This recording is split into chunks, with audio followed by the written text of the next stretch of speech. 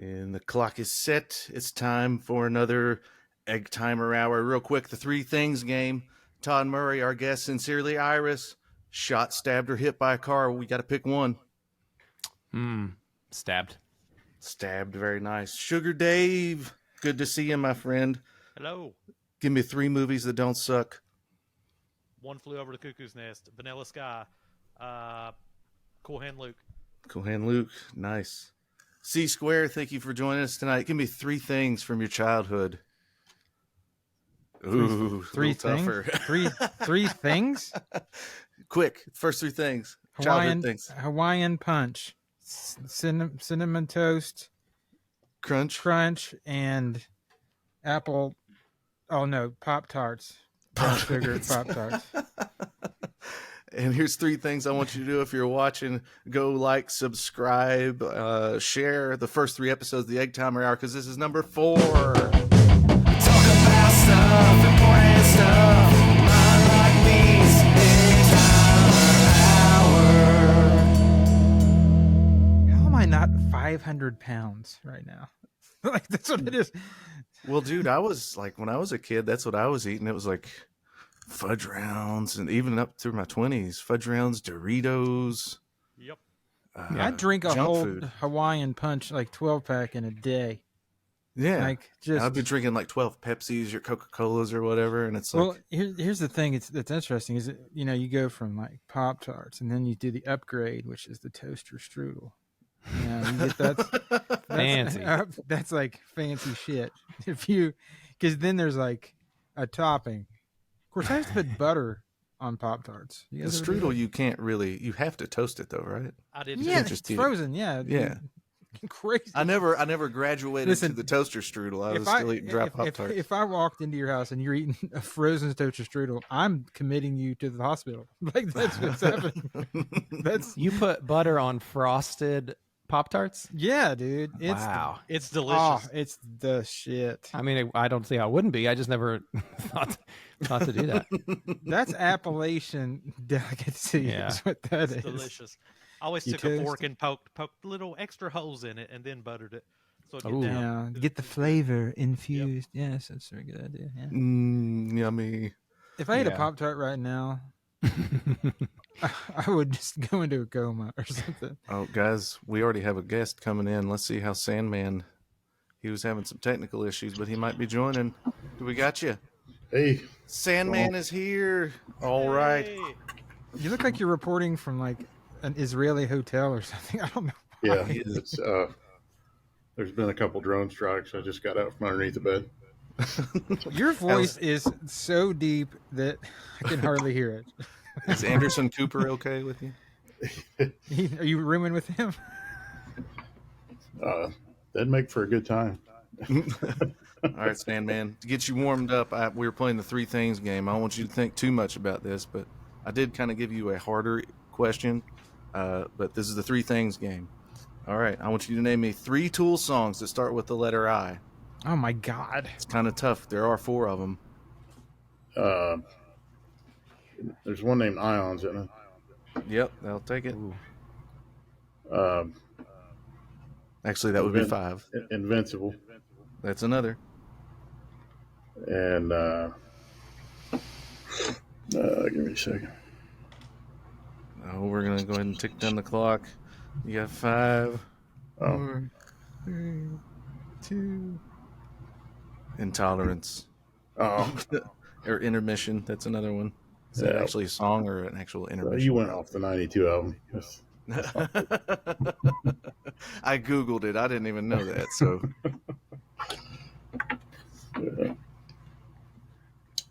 so interesting dates today. August 23rd. I was trying to think of something to geek out on. And today, there's a lot of things that happened on today's date that's really cool. One, Dean DeLeo from Stone Temple Pilots turned 62 today. Happy birthday, Gosh. Dean. Are we That's getting older or insane. what? They're like the age, like when we were like when they were first coming up, like we were watching the Stones, probably close to that age. Like do their thing and be like, God, they're so old. How old did you say? 62? 62. I would have guessed late 50s, mid 50s probably. Yeah. Oh no, it's like I saw Jerry Cantrell a couple years back at Bring your volume up, Dave. I think's what C-Square's telling you. I don't know how I Okay. thought you were. I thought, Yeah, I I don't didn't know know. why I thought. Nobody's gonna know. I know what Why you're did I thinking. think you could see me pointing it? Yeah. But saw Jerry Cantrell a few years ago at Rock on the Range, and he looks like Gandalf the Grey now. It's like, yeah. Yeah, that guy's gonna live forever. That guy's gonna live forever. Jerry Cantrell. Yeah. I hope so. Seems more and more of them are just kind of leaving us. We don't want to talk about that depressing shit. I mean, it sucks to get old, but those guys are still out there doing it.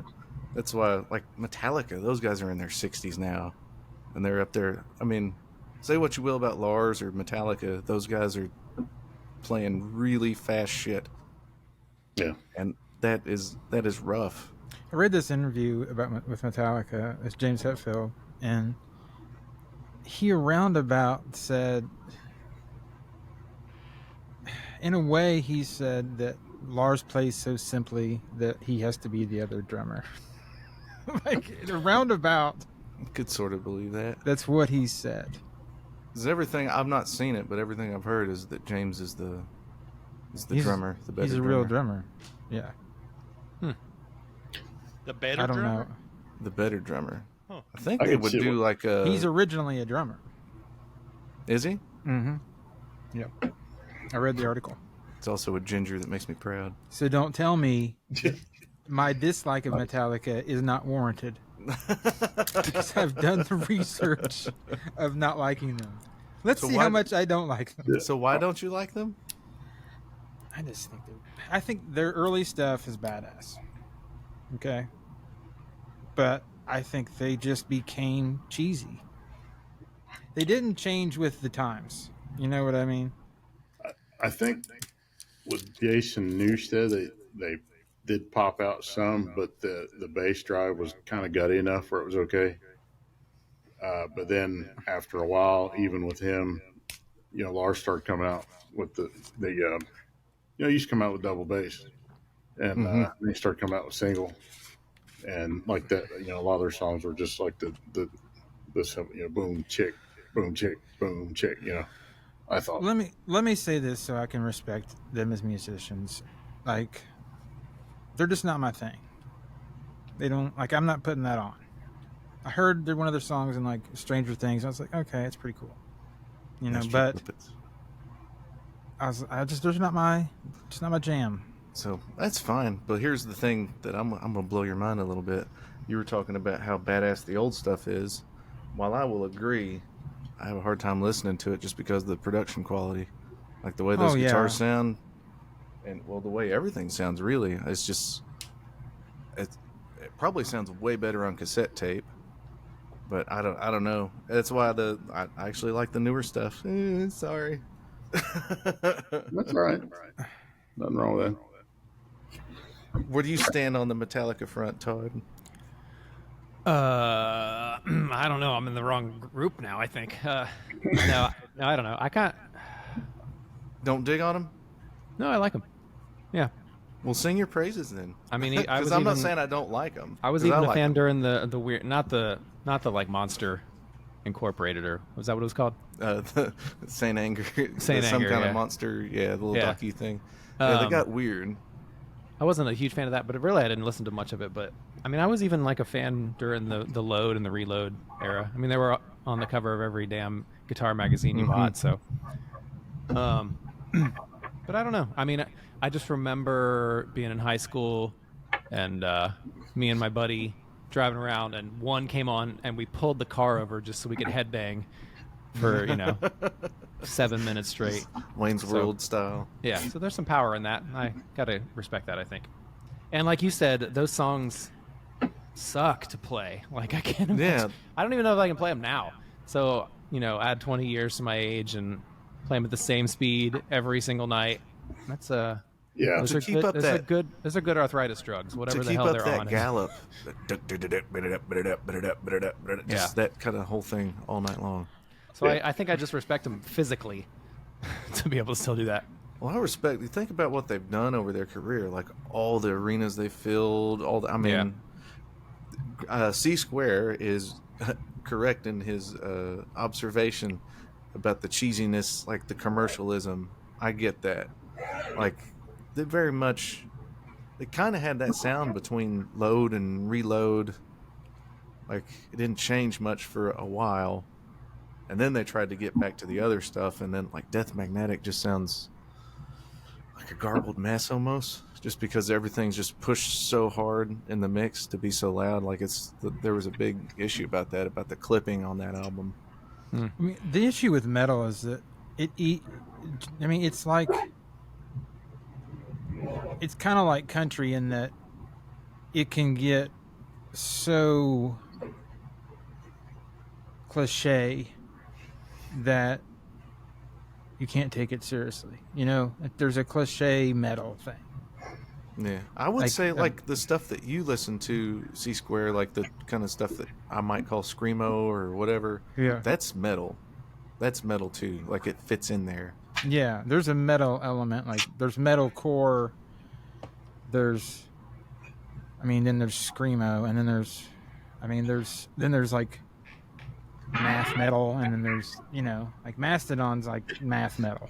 Like, and I can understand why people don't like Mastodon. I mean, it's not like you're singing along to it, you know. But there's, I think it's the technicality and the, like I saw them 2 weeks ago, and they had an hour and 10-minute show, and honestly, it was hard for me to go through the whole thing. Of course, I just listened to Gohira before that, which is they're a French metal band, and they're dumb. Those guys are like dumb as in good. Like awesome. Okay. Like this drummer's the best drummer I've ever seen. This guy was playing 200 beats per minute, double bass, like for 16 bars. Like that was the verse, you know. And I liked them really better because I like singing too. Like the whole Cookie Monster thing, metal. I hate that. I think I can't do the Cookie Monster voice. There's a lot of girls that do that. That sing the Cookie So you Monster see voice. Yeah. the TikToks, the guy has his Yeah. little girl doing it. Yeah.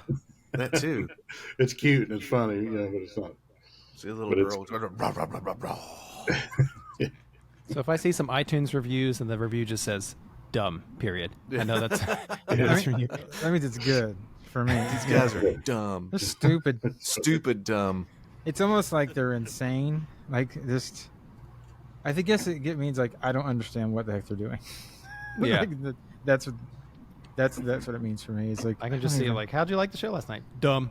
it was dumb, dude. Okay. Stupid. And some people don't know when I say that, a lot of people don't understand what I'm like. No, it was good. It's like Michael Jackson's bad. Like bad's Yeah. cool. You know, Right. kind of like. No, I call when somebody's good at playing guitar, I call them disgusting. And yeah, I'm it's the thinking same those people. thing. Yeah, Yeah. they're It's like a ridiculous. good pitch in baseball. They call it filthy. You know, he's got filthy Yeah. stuff. Yeah. Sound like we're describing predators. He's the nastiest, disgusting, dirty I've ever seen. Dumbest. Shaman. What's the dumbest band you've ever seen? And it's really hard to know what you mean when you get that by text. Like, how was the show last night? Text back, dumb. Dumb.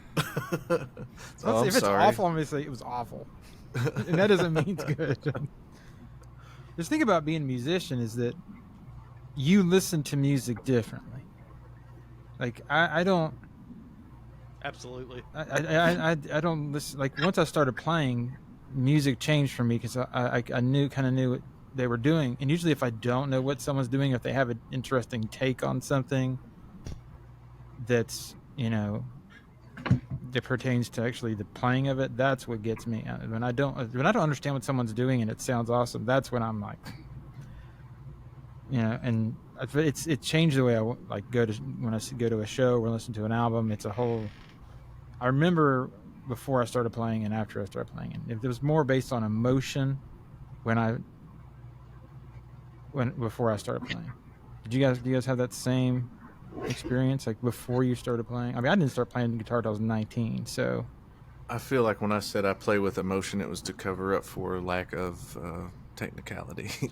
Well, I'm talking about playing. I'm talking about like listening to music. Listening I gotta to go it. get. Emotionally? real quick. Sorry. Do you want to throw in your 2 cents, anybody? I think it's still emotion for me, even though I play music all the time. Like I always say that good music is just like a laser beam to my heart or whatever. So, I mean, sometimes I'm amazed by certain things, but then I get real bored of that, like very quickly, of like technique. Yeah, I mean, just social media is just like there's, a 7-year-old that can kick your ass. There's like multiple Right. 7-year-olds that can Yeah. outplay you really quickly, and that just got boring after like a day. Where you guys are musicians, are there techniques that you kind of just go home to, like that once you got that figured out and it had still resonated? Like I've got for me, places on the fretboard where I live, if that's what you mean. yeah, you kind of look like Clapton. He lives off that 12th fret. Anyway. No, but say like for me, and this isn't realistic, but just to give an outside example, like for me, it would be like the hammer, like to play Eruption, that kind of technique or something like that. And it's just like if I mess around with the guitar, which is rudimentary at best, but a lot of times I'll just go to that little, pick on, hammer off, type of or whatever. And is there techniques for you guys where when you're just noodling that you kind of run home to that and you still enjoy just going through that little bit every time, when you're just getting loose or whatever? I have always wanted to play like Van Halen or Nuno Betancourt. I've always wanted to shred, but like Todd, whenever I figured out real quick, I didn't know how to do it, and I was really far away from it. Like then it was okay to be bored with it, I guess. Like I got away from it, and then the older I got, like the more I think about it, like how they approach that way of playing, and that's where a lot of it is where you're going in on the approach. Like it's the speed stuff is usually like lighter gauge string, lighter touch, and it's just doing the same thing for 10,000 hours and then you'll be good at it. But like I still can't do it.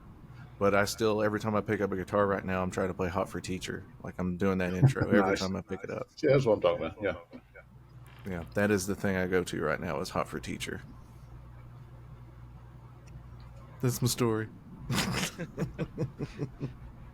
Nobody else? Yeah. There's nothing you go to, Todd? Oh, let's go. Let's talk about Todd messaged me during the week about a guitar purchase. First, it was a very sad text that he was walking away from Guitar Center sad, and then I feel like I kind of talked him into it, or maybe, I don't know, some positive and real world influences there in our conversation. Yeah, I was. But And you then ultimately pulled the trigger. Yeah. Then the next day I sent him that picture. Ooh. That's pretty good. But I had talked myself out of this guitar like 5 times for different stores. When I was home in Cincinnati, I saw one and I loved it, and I was like, no, I can't do it yet. I can't do it. What kind was it? It's a Yamaha. You want to see it? I'd love to see it. I really don't buy expensive guitars. This was like $600. It's expensive. That thing, the guys that thing, What's that? I used to hear play around the campfire and stuff like that, and it was, Dad had property, and they would all these guys in this bluegrass band called the Bluegrass Changers. They would all, if there wasn't a festival that weekend, they would go to the camp, and they would it was almost like a big tailgate, That's cool. and they would keep fresh that way. The one guy, though, he had his Martin for his shows, but his campfire guitar was a Yamaha like that. Yeah. And like, anybody else that does that? Like, Yeah, I think so. I really don't play expensive guitars at shows, but I mean, definitely if you're like, I grew up like water skiing and stuff, and on the lake you just bring the cheaper guitar because somebody's gonna trip or knock it into the water drunk accidentally people or something like walking that. around staggering. Yeah. Yeah. Or it gets stolen. Yeah, I kind Or of get asked you the same question that Sandman was asking us. Like, whenever you picked up that guitar, like, what was the go-to thing that you play on? I didn't play Rooster first, but I Okay. eventually did play Rooster because this guitar has like built-in effects from the sound hole. Sound hole. Jesus. Sound hole. Oh, he said Jesus. Like a tone would. Exactly. Yeah. Yeah, that's what I've got. I don't know. Can you guys hear that? Yeah, Yeah. it's great. Brandon's still laughing over sound hole. I moved on to tone wood. Oh, okay. I didn't hear that. That one works too. Guitars are real sexual. Damn it. I keep dropping the mic through that. Anyways, it adds some reverb to the signal. So fun. And this one has chorus also.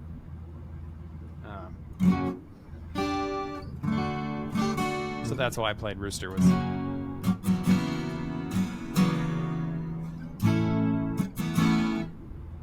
Hang on. You know what? I would say that's probably one of my go-to riffs. Is Rooster. Really? Mm-hmm. But my thing is, I never really learned. Like, I don't have a lot of songs under my belt. But one thing I always avoided when I was younger was blues. I was like, I will not play blues. I was Yeah. like, no. I think whenever No. you put your attention towards something, you like you can figure stuff out. I just don't think you've really wanted to learn. I mean, I could learn it if I wanted to. I don't know, whatever. But I've learned songs before. I'm just saying I don't spend a lot of time doing that. But See, I'm so unoriginal that I learn all the songs I can. now it seems like I go to bluesy stuff. I think it's 43 or something, and I'm like, well, it's, I don't know, real pentatonic-y. I guess I got the stuff. blues now. Yeah. Yes, I've now been warned by life, and I understand it. I guess. I have enough to talk about but I'll play more bluesy, jazzy stuff now. What's the name of your blues record, C-Square?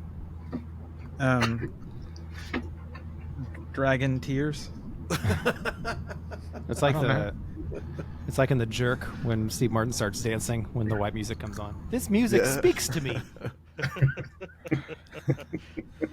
That's when he gets the rhythm. Here's the white people. I think music. it's also like realizing that like Led Zeppelin is blues and like Rival Sons, that they're a big band now, that is blues, and Jack White, his cool stuff, that's all blues. That's all that is. I mean, just liking that stuff. I mean, I love some Rival Sons, I'm not gonna lie. Like, I'm really big on them right now. But I'm gonna say, even like, people hate on Greta Van Fleet. Those dudes write some songs. Like, they write some. Don't look at them because they look like a boy band, but they are dumb at writing songs.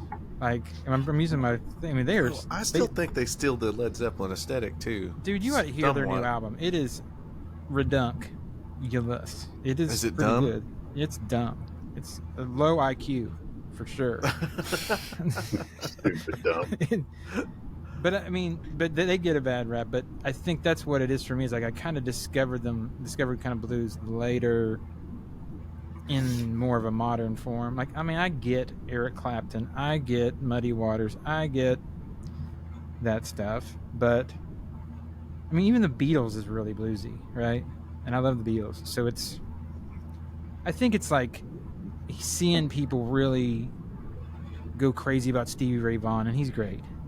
But I think it's also this area's got a lot of like mediocre blues. I don't know.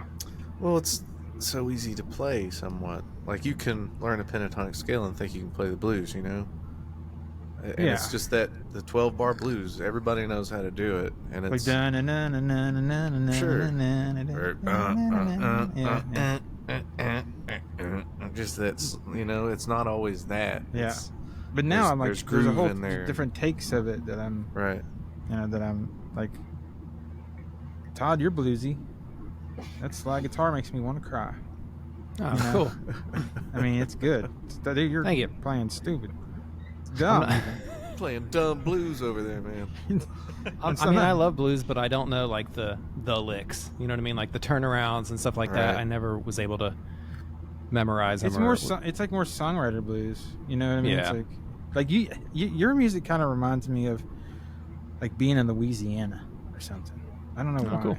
It doesn't Down remind in the me. bayou. Have never you went been there down once. the bayou? I've never been there, but it seems like it takes me there when I listen to it. You know what always blows me away is that Creedence was not from Louisiana at all. Yeah. I found that out on a documentary a while ago. I was like, what the hell? They're from like Michigan or something. Where are they I think they're from like Berkeley, California, or something like that. It's Yeah, really like, I think it's that.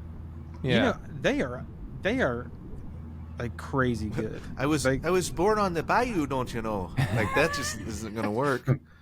They were really you know? from California, really? I think so. Wow. They definitely weren't from the South. Back when they were But- still called the Gallywogs, wasn't it? Yep, Berkeley, California. Yeah. They are like I started loving them maybe like 2 or 3 years ago, and like realizing that his voice is just ridiculous. The guitar parts are kind of really complicated too. But Yeah. the way they meld together. I mean, Yeah, I mean, I First- guess you just have that voice and you're like, well, like, I can't sing like the Mamas and the Papas, so I'm just going to pretend to be from... There are a couple of instances where they can take and cover something and totally make it their own too. It's like more people resonate with their version than the original, and Oh, absolutely. Yeah, I don't even know... There's something on Netflix now, just a live performance. Most of it's a live performance. It's a little documentary, but I think it's just one squiggly cable coming straight from the amp into his guitar, and they're just like rocking the whole time. Maybe Yeah. there's a tremolo or something on the amp, but it's like nothing to that guitar signal, and it sounds great. There's not a whole lot to that band to begin with, right? Yeah. Yeah. How many? Is there 3 piece? Is it 3 piece? I think it's Oh, 4. 4? Yeah. Or, yep. And John they have and it- his brother and 2 other dudes. CCR make Yeah. me want to go down and catch a gator, Willie. Whoo!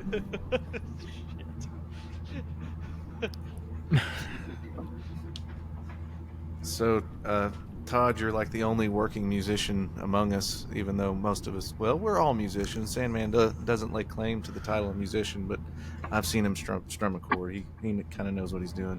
What's your favorite part and least favorite part about being a musician? I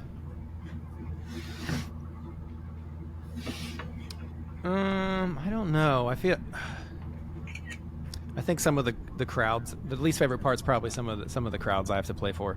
The drunks, loud drunk bachelorette parties are probably one of my least favorite parts. Did you ever get heckled at one of those? Yeah, I mean they'll Or- just be like screaming as I'm playing. Okay. Yeah. I wondered if you ever had a moment where it was like, this guy, get him the fuck. You can't really do that at a wedding, but It was a funeral. But he's that the happened. best man. I don't think I can. I don't know. It's been a while. I started playing in Savannah, Georgia, and that was like the worst, like the most drunk people I've ever played for was on River Street, which is kind of like New Orleans, I guess, a little bit. But anyways, people were just wasted there, so I probably got heckled a little there. One night I was playing and some dude was dancing in front of me and he bumped into me. And I was like, just keep your distance. You can dance, but just don't touch me. And he flipped me off like 4 feet from my face, and the bouncer kicked him out. So that was not my favorite part of being a musician right there. Favorite part is, I don't know, when you really kind of reach somebody with your music, and they tell you that. That's one of the most rewarding things, I think. How often does that happen? Not too often. Yeah, Yeah. kind of remember it. Yeah. I remember the time I met Stone Gossard in Virginia Beach. It was at their Pearl Jam show. It was in 2008. And the cab driver who took us to the show, I'd asked him, just like, where do the big acts stand when they come through here? And he's like, that hotel, which was like 8 blocks from where we were. So on the way home, ironically enough, the same cabbie picked us up after the concert. And I was like, hey, drop us off at that hotel. I was like, we'll just walk around and look, see if they're there. And we just kind of walked around the outside of the hotel and went in, did a lap around the bar and starting to walk off. And then my wife looked back and she goes, hang on, is that Stone Gossard sitting right there? And I was like, that sure as fuck is. Let's go sit down a minute. But anyway, I was too nervous to even say anything to him. I just kind of sat down like a table away. He was there with 2 other dudes, I think. And I think my wife went in to get a pen because she was going to ask him for an autograph. I was like, please don't do that. She's like, no, I got to do it. So she goes inside. She's gone for a few minutes, and I'm not even paying attention to him because I'm like, that's my hero. I don't know. I'm just nervous. So she comes back and she goes, did you say anything to him? And I'm like, no, I don't want to bother him. She's like, well, I'm going to say something to him right now. She's like, excuse me, my husband is the biggest fan of he's just dying to say hello to you. And I was just like, oh my God. But yeah, he was super cool, super gracious. Like, did you like the show? Like the small talk. Introduced us to I can't remember who the one guy was, but the other guy was the tour manager, Smitty. And he introduced him with like a quote from Pulp Fiction, called him the Wolf. And he was like, yeah, I fix problems. And I was like, I get that reference. That's awesome. But anyway, he signed a t-shirt for us, and I can't remember like we went back to our table and he was there, and my wife went away for a minute, and then it was just me there, and his people went away and he was there. I didn't want to bother him, and he said, he goes, you have a burning question. What's your burning question? And I was like, well, that's my invitation to get up and talk to the guy. So I got up and just kind of swung a chair around beside him.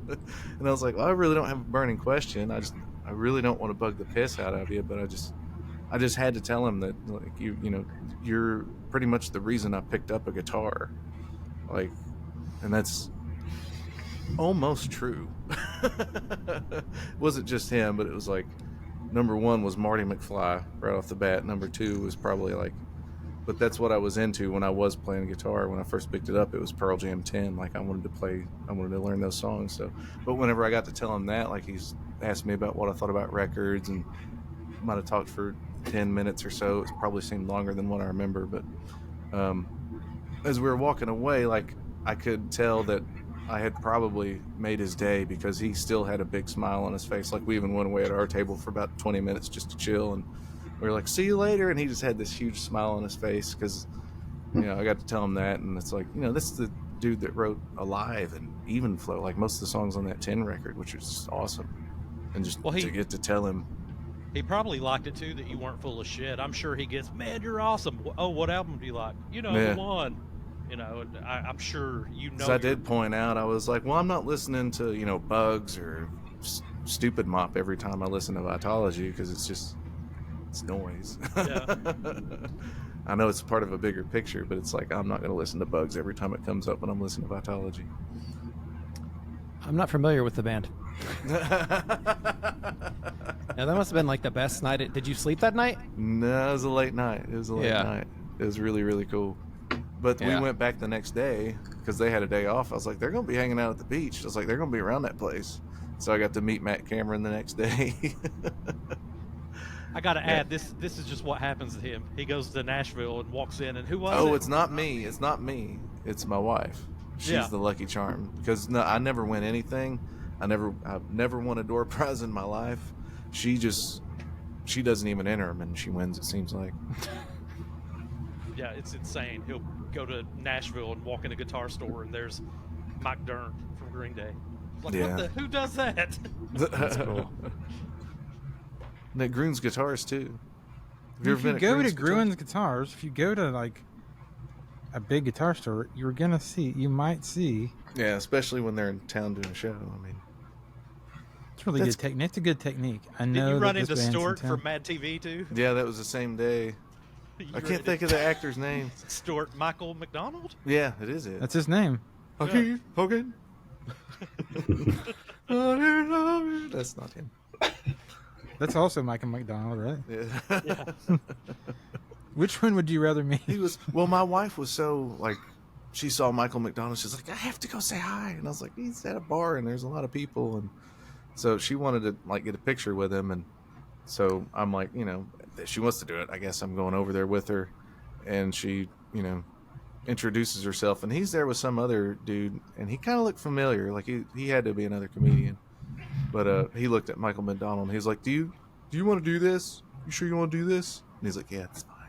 Like, had to approve that it was okay that my wife came over and just wanted to say hello. It's like, I don't know. I get that you're people too, but when you're on TV and get that kind of attention, I mean, that's just kind of the territory, right? I don't know. If Some you're- people break because of that. I mean, they break because of the attention. Like think Britney about how many people Spears, break. He's Michael McDonald. He's Stewart. That's true. Like some people appreciate it. Like they realize they're lucky. Right. It's It's not not- like she was going up to him and saying, "Dude, just stop it, do that." Like she wasn't. She was just like, Which "I love your that's stuff." a weird thing to be famous for. It's acting like Yeah. a child. Like, I Yeah. don't know. It is funny. There's this time. I got my one famous personal story is my friend took me to Aspen. My friend was really rich. He's like a millionaire and stuff. And he took me on his private jet to Aspen. And we got to the airport in Aspen on this private Now, jet. when your friend's a millionaire and takes you on his jet, it's not Aspen anymore. It's Aspen. Aspen, where the honey flows in the milk or something, you know. And so we land on this private jet. I mean, it was a surreal experience for me. I mean, it was weird. Anyway, so we get there and we get to the airport. It's like a private airport. And we walk in. I'm about to pee because I had to pee real bad. And all of a sudden, Garry Shandling is there. Oh wow! And he comes up to us and he's like, "Can I pee in front of you?" And I was like, "Of course, Garry. Go ahead," because I knew who he Please was. do. Oh my He's gosh! just fodder. Please, which he used the fact that he was Garry Shandling to pee in Yeah. front of me. You know what I would have done the whole time he was peeing?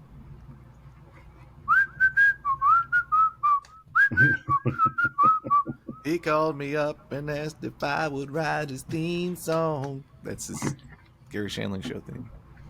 I know, I've watched it, but I don't know why I made that. Anyway, I thought it was really funny. That's like He one of really the did only- pee in front of you. I maybe peed on his pee, possibly. Unless if he didn't flush, so it's possible. But that's I don't know. It was weird. It was weird. Did you get an autograph? No, he was a jerk. Really? Listen, if you, yes, Garry Shandling's a jerk. Come on, have you ever He's dead. heard him talk? I don't love know. Garry Shandling. I do too. But if you see like comedians, cars, and coffee and all that, he just seems like an ass, you know, or a neurotic person. I mean, I'd say most comedians are pretty neurotic. Oh yeah. I kind of think everybody here is a little bit neurotic. you know what I get is like if you watch famous people, like I love Joe Rogan, but he's almost unrelatable now because he's so rich. Like when you hear like what's that one podcast, Armchair Expert, Dax Shepard, and all those people, famous people. When I listen to them talk, like they don't live in reality. No.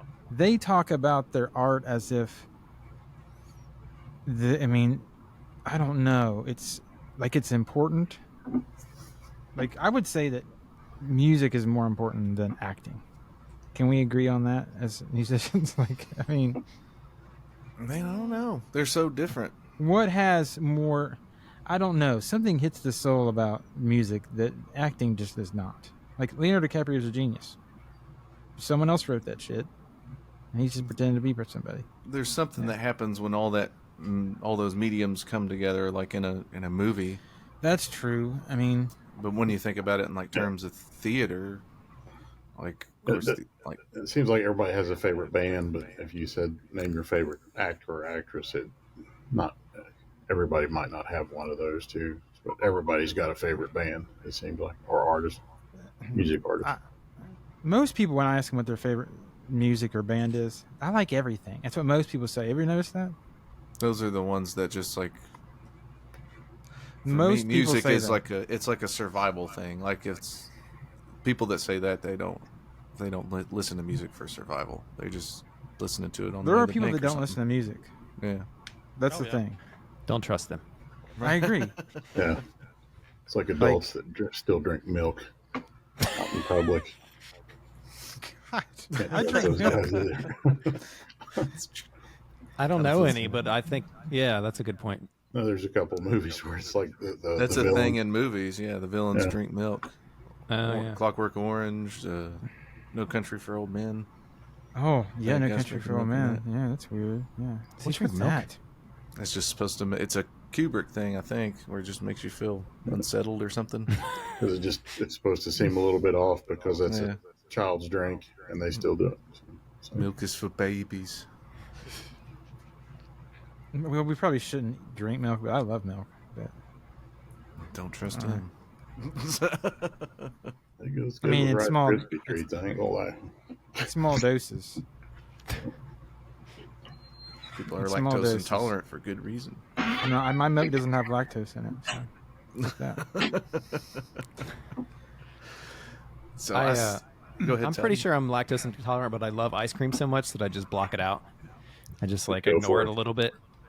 I'll be like in bed 4 a.m. awake with my legs like sweating. They're like, it's not the ice cream. That's not it. So it's just a, do it's you just a go hot Ben and night. Jerry's? Do you go Ben and Jerry's? Yeah, sometimes. Yeah, that's where it's at. I think I had to get off that stuff. That was. I had a problem with that for a while. I will say I started getting bumps under my tongue the last time I had Ben and Jerry's. I don't know if that was weird shit. timing or whatever, but yeah. That's That's too acid. much. That's too much sugar. When you do bumps on your tongue, that's acid. No, I'm just kidding. Yeah. It started Oh, you mean talking like- to me, man. Lysergic acid. Okay, I get what you're saying.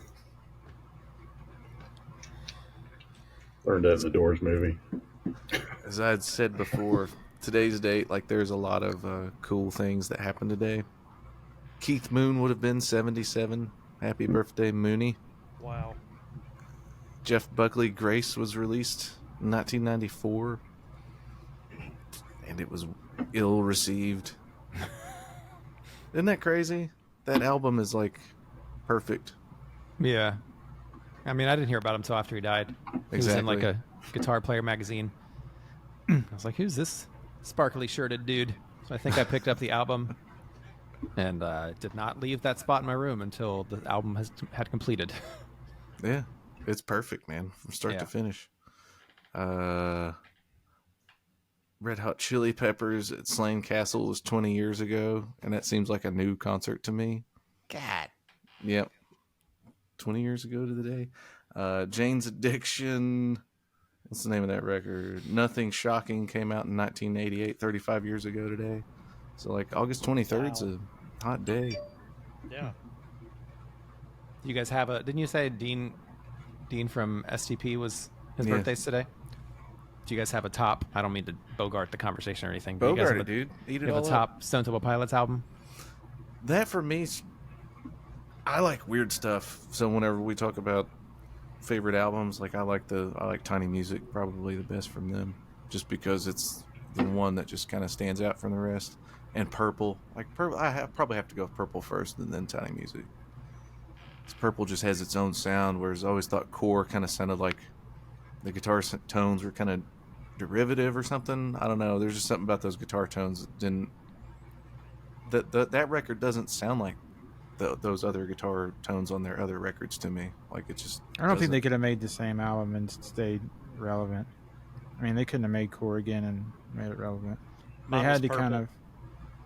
I think they're all. I love them all in their own way, but there's something about them. It's like powerful but melodic at the same time that just other people like. Some people always wanted to say they were like a Pearl Jam knockoff or Alice in Chains. I but they're never. not. The only time I thought that was whenever they first came out singing "Plush." He kind of looked like Eddie Vedder's face, but it's all distorted in the video, and it maybe kind of sounded like him. I thought then, but everything else since then's been like, no, they don't sound like Pearl Jam at all. The bass player sings crazy harmonies. And the way the bass and the guitar fit together Yes, is not a lot of bands do that. It Not was a lot of- Purple for me, and I loved. I couldn't get enough of it. His solo record, 12 Blues Bars or whatever. 12 Bar Blues. That I fell in love with that album. That's a rocked weird the hell- record. I It call that a is. hard listen, man. Yep, Like, there's not a lot on there that's like. I love that Is it- album. There's like some electronic techno sounding stuff. Was it Jimmy was a neutralizer or something? Or I think he can't was just remember. fucked up and trying to go for Bowie, but it just I don't know. It was I love that album. I was a Tiny Music guy. Tiny Music all the way. I think a solo that I've listened to probably more than any other solo is probably Tripping on a Hole. Paper Heart. Yeah. I still don't Yes. think I can play it correctly. No, that little run right after where I stopped. To me, to my ears, it makes me think of like, I don't know, like bugs crawling or something. Well, they did a cool thing with that album where like he would switch guitars mid solo. Do you know what I mean? I didn't Like- know that. Like on it's either I tell you 5 or 4 times. He's either switching pedals or just it sounds like a whole new guitar tone will come in Right. mid solo.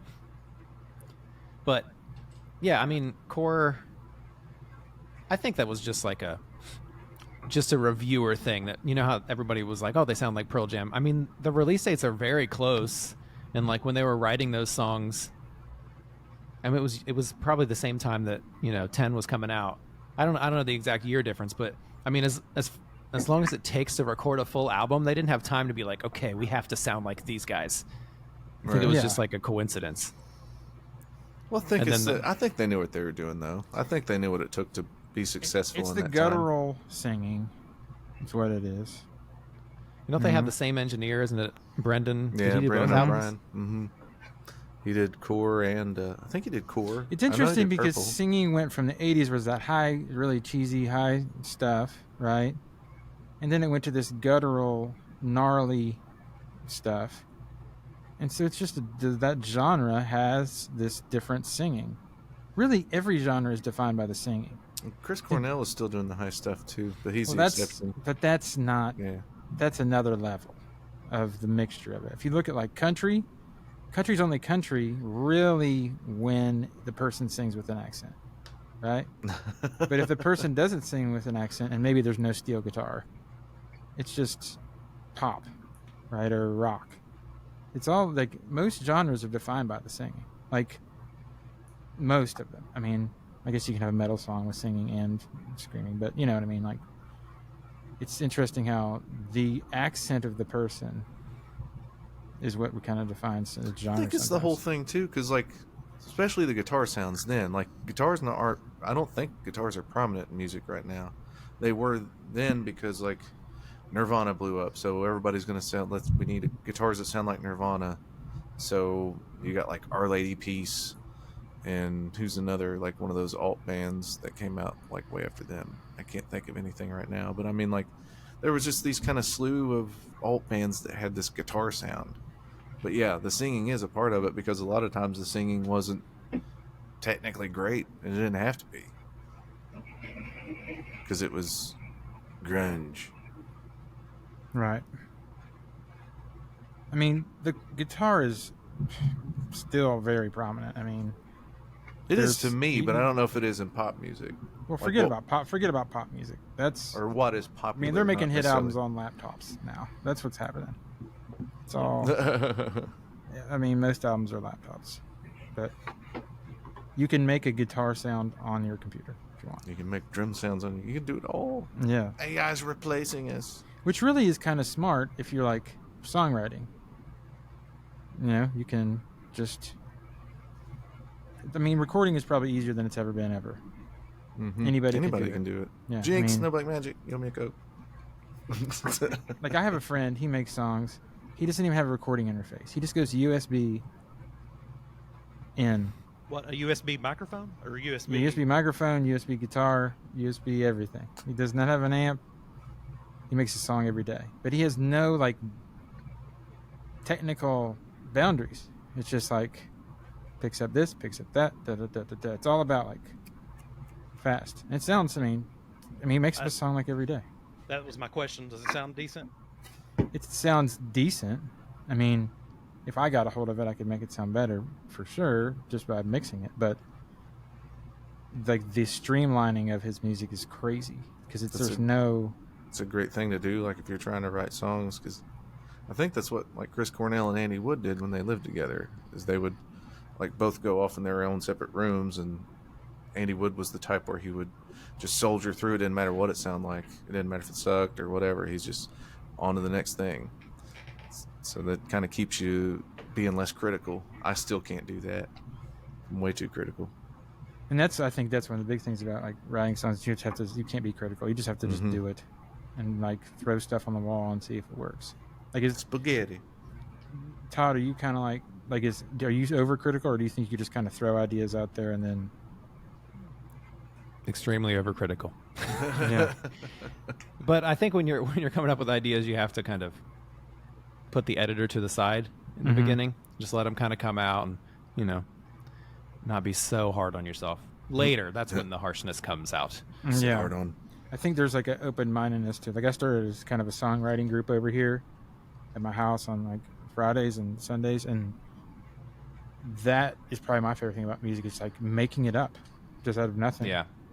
Just maybe even making a really crappy chord progression, and then all of a sudden I change a little bit, and then it's like, oh, now we have something. Oh, what about lyrics? And then what's the song about? And then it just, that's my favorite part about music. It's just how, Inception.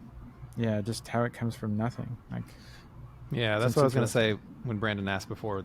Like, the other thing is just writing songs. That's my favorite thing about being a musician.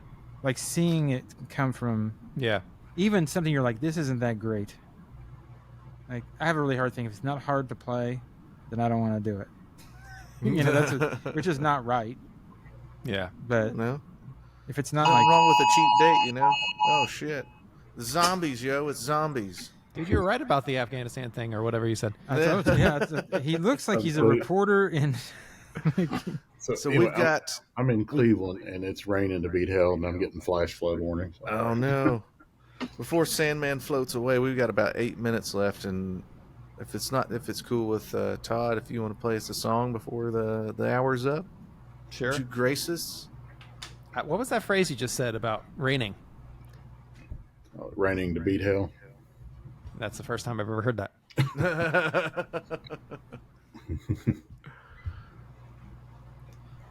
I like the way you talk. Yeah, I feel like Howard Stern now. So what are you gonna play for us, boys?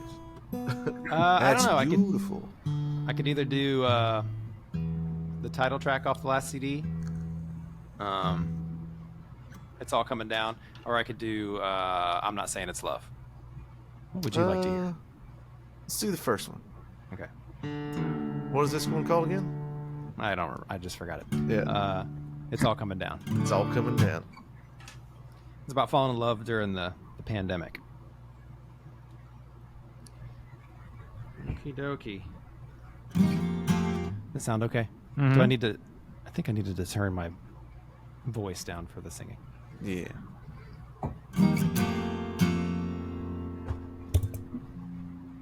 My microphone just fell apart again. Hmm. All right, here we go.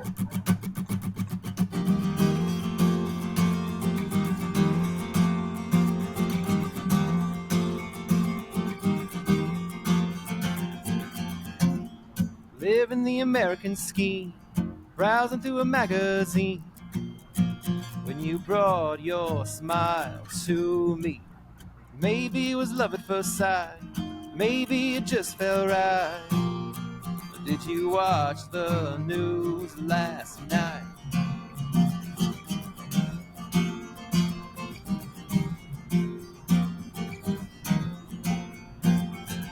You never know what's in store. They say go home and lock the door, as if you thought you were lonesome before.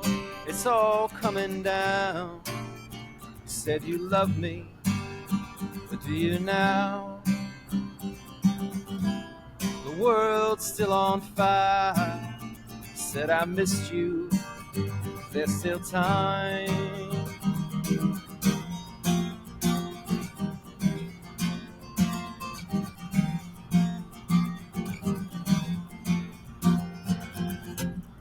I can still hear your laughter. It's love in a time of disaster.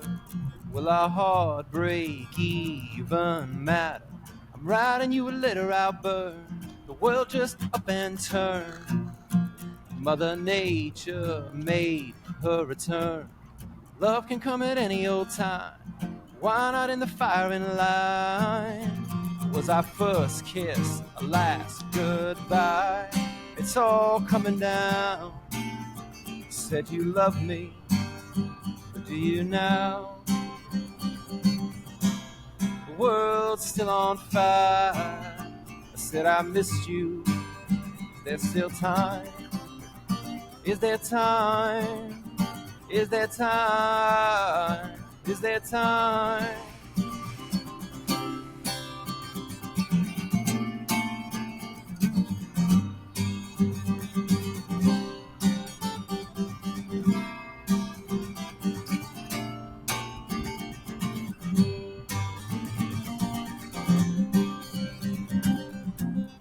It's all coming down. You said you loved me, but do you now?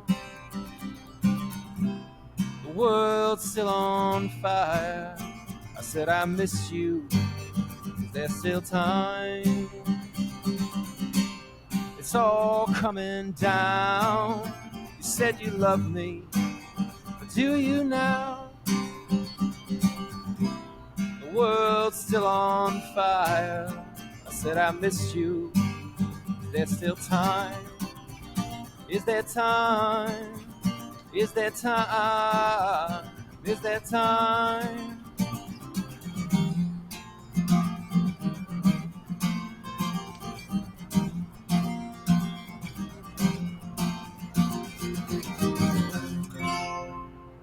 Oh, beautiful. Thanks, guys. Awesome. Awesome, man. Yeah, Thank dude. you.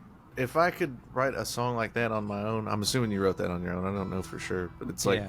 I can't write a complete song on my own. Like I come up with all the music. The second I go to write lyrics, I'm just like, "Hey, it's stupid. The Todd's walking down the road. He's singing like it just doesn't make sense." Jesus do me love. Yeah. So it's like if I can sit down with Sugar Dave, like he's really good at writing. Well, he can just write. He can write a song all on his own like that too. But it's like, You get in your own head. I've read your lyrics that you wrote, and they're awesome. And you're like, oh, it's stupid. oh, you tell everybody everything's awesome. But thank you. I was listening. I'm a big Dave Matthews guy. That's why I started playing guitar. And Dave Matthews, he says that his lyrics are stupid.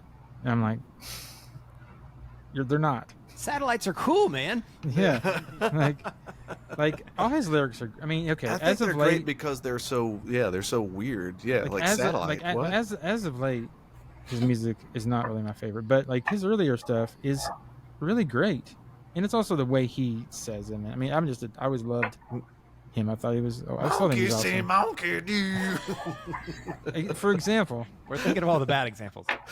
I love that. I love the inflections he does like that, man. There's well, he's nobody else really that sounds like that. influenced by Tom Waits, which is interesting because I don't like Tom Waits at all. Like he actually cites him as a reference, and I listened to Tom Waits and I was like, I don't get it, but okay. I think it's the guttural stuff is what That is he such a likes. choice to make, though. That's We've what he talked about said in that an before. interview, and I listened. I was like, man, I can't wait. This is gonna be great hearing Tom Waits, and I was like, what is going on? Because Tom Waits is like totally. Because Dave Matthews sings high and low, and like, I just love his guitar playing. I think it's just. I love what Dave does at the end of songs. Thank you very much. He's actually a really funny guy. He's an actor too. Yeah, I he's love hilarious. all the Sandler cameos he does. Yeah, he's actually a funny guy. He actually started off as an actor, and then he got into the music. But I don't know, his guitar playing is really what gets me. It's like I think it's just his angular, rhythmic stuff that he does. It's just kind of wild. I mean, he does a lot of 9 chords. He does just crazy, weird, arpeggiated runs and singing at the same time. It's pretty. Now he doesn't do that as much now, but he did. His hands probably hurt. Imagine they there was a got to. rumor that he had arthritis and he wasn't going to be able to play anymore when I was younger. I'm not sure. Really? I mean, his reach is, 9 frets. He's not playing Crazy. light strings either. I've looked into it. I'm Yeah. like, how does he keep that up? Because I can play that stuff, but I can't keep that going. No way. Like playing Crash, that's like a 5-6 minute song. Playing that stretch, like it's like That's C minor 7. Yeah, that's. I don't know what it is. It's some He stupid does a lot of stretch. too. He'll hold one chord and let go and just pivot. He'll do a lot of that too. Well, that one, it's got the moving bass line and everything else stays the same pretty much. And it's Yeah. just like murder. I can't wait for dun dun dun dun. Like if you look at the chorus of Satellite, it's hard to play. Yeah, that's the one part like I can't get to it. Like It's anytime weird. I try it, it does. It's the strumming hand. It's so Dude. strange. Yeah, I think he has some kind of rhythmic, just some kind of. He tapped into something that's Very percussive. different. Yeah. For me personally, his biggest accomplishment is getting fraternity brothers into like stuff with, what is that, clarinet or something like that? Mhm. I Or can't believe saxophone. he. Yeah. Like classical instrument kind of thing. Like saxophone and that's what it Yeah, was. I mean when I was in college, it was like the girls loved it. loved it. All the guys in the frats loved it. And I listened to it a couple years ago. I'm like, this sounds like high school band instruments a little bit. I mean, Yeah. it's great. I don't hate it. I'm just saying I can't believe. Oh. All right, guys. That's our time. Thank you again for joining us. Thank you, Todd. Sincerely, Iris. Check out his new record, Love in a Time of Disaster. I got that right, didn't I? Heck yeah. All right. Thank you, guys. Later. Thank you. Peace. Talk about stuff